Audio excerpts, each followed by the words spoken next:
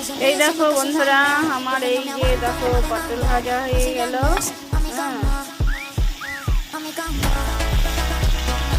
পটলটা এখন উঠিয়ে নেব।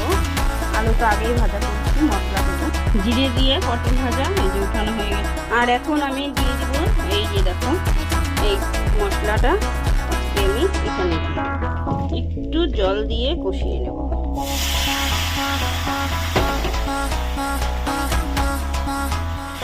এখন আলুগুলো দিয়ে দিই, আর একটু জল দিয়ে দিই, সব মশলা দিয়ে দিই, আলুটা দিয়ে দিই। মশলাটা কষানো হচ্ছে দেখো। এখন আমি দিয়ে দিলাম সোয়াবিনগুলো। আমি আস্তে আস্তে ভিডিও করি বন্ধুরা, তোমরা অবশ্যই দেখবে।